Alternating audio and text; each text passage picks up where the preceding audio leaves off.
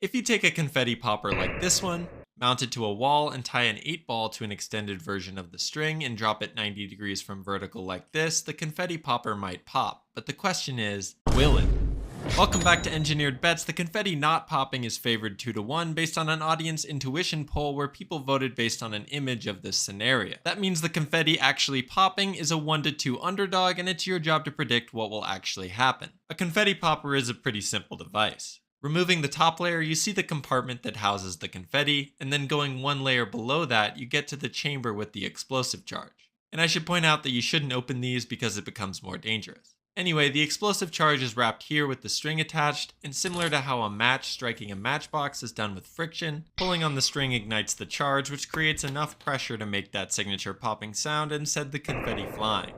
Using a force gauge, I measured the peak force when pulling on the string for it to ignite and found that it was about 12.3 newtons. Now the last step before making my decision was to estimate the max force the 8 ball should exert on the string and compare this force to that needed to pop the popper. At the start, right after being released, there's no tension force on the string, and when it reaches the bottom, the string will have the most tension. This tension can be found using Newton's second law, only looking in the radial or centripetal direction. The acceleration in this direction for circular motion is equal to the velocity squared divided by the radius. And I should point out for later that this radius is the same as the string length, which is also the same as the height the ball is dropped from relative to its bottommost point. Anyway, on the left-hand side, summing the forces, there's the force due to gravity pulling down on it and the tension of the string holding it up.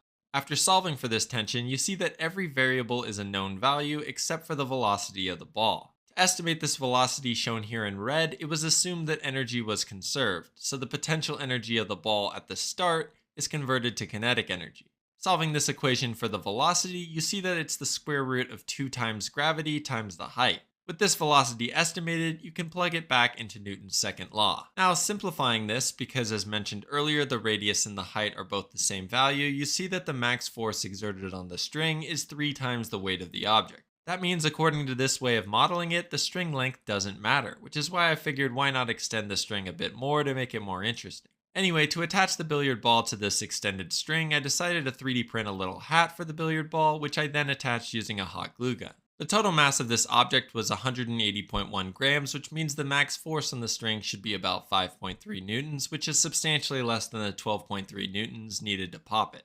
Keep in mind, this is just a simplified model, and you should pause now to think on your own how reality will vary from it, factoring in your own intuition and the odds to make your decision in the comments.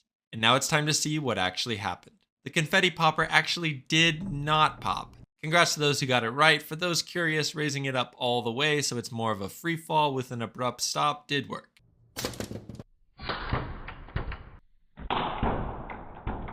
Thanks for watching to the end, and I'll see you next time.